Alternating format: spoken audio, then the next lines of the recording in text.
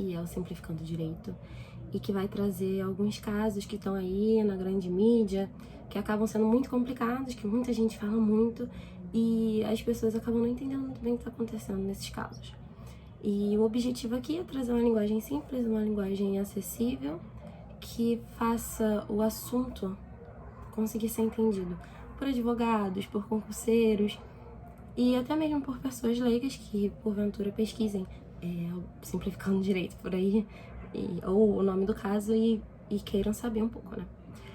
E tendo em vista o cenário político que a gente está vivendo hoje, a gente decidiu trazer o caso da federalização, do caso da Marielle. Porque ela foi um ícone, ela é um ícone, enquanto mulher, preta, LGBT, e nós estamos em junho, o mês do orgulho LGBT, e estamos vivendo um momento de luta antirracista, então é muito importante esse assunto. E principalmente porque teve o julgamento agora, no STJ, 27 de maio, que foi o último episódio dessa novela aí da federalização do caso Marielle.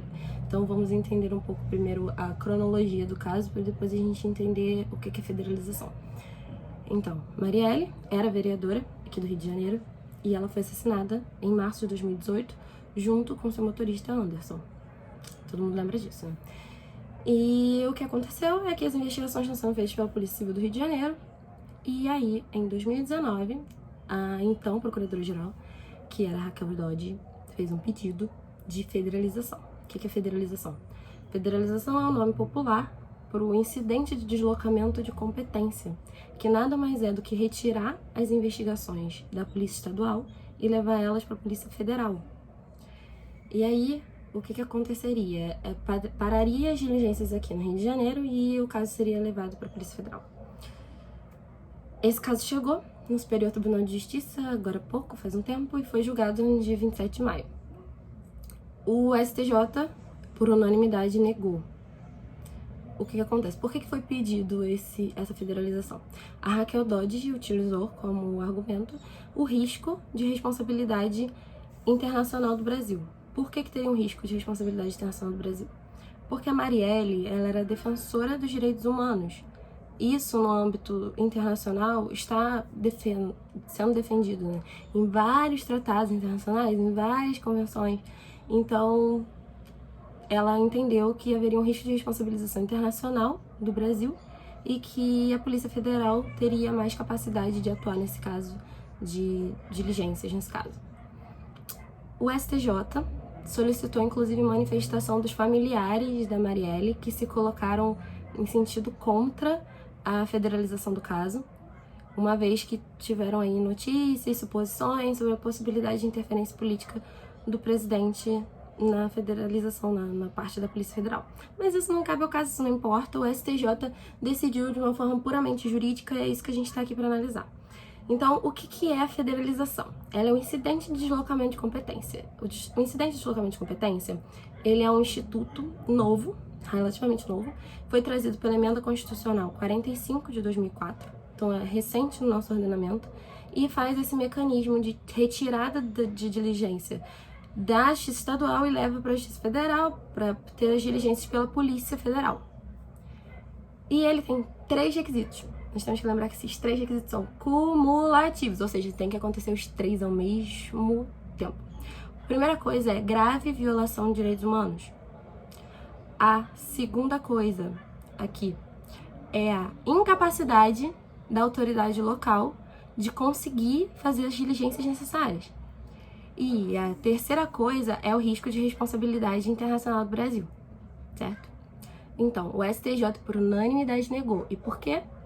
Bom, o primeiro requisito, que fala da grave violação de direitos humanos, não foi refutado, porque, obviamente, quando você ataca o direito à vida, é uma grave violação de direitos humanos. Então, não há o que se refutar nisso. O segundo requisito, que é o requisito que eu tinha falado, da autoridade local ser incapaz de fazer diligências, o STJ refutou. Por quê? Primeiro que a petição feita pela Procuradoria, ela não diz de forma específica qual é o motivo pelo qual não teria. Então, não tem ali argumentos sólidos dizendo a incapacidade da Polícia Civil do Rio de Janeiro de investigar. Inclusive, é um inquérito enorme, tem várias diligências, tem vários fatos, várias provas, e o STJ considerou que isso justamente mostraria que está investigando, sim.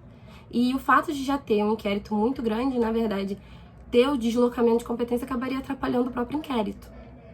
E também refutou o STJ o argumento da ex-procuradora de que haveria risco de responsabilidade internacional, uma vez que não há nenhum procedimento formal contra o Brasil. Por quê? Porque está tendo investigação, está tendo diligência.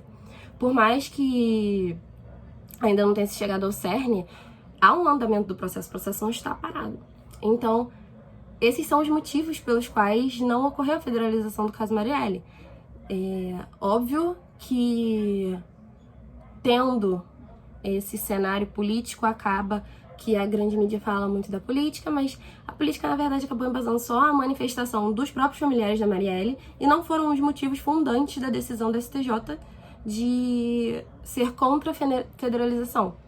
E todo mundo tá falando de federalização e muita gente não sabe o que é o Instituto de Incidente de Deslocamento de Competência. Então, a gente achou importante trazer para vocês entenderem de forma simples e didática o que é.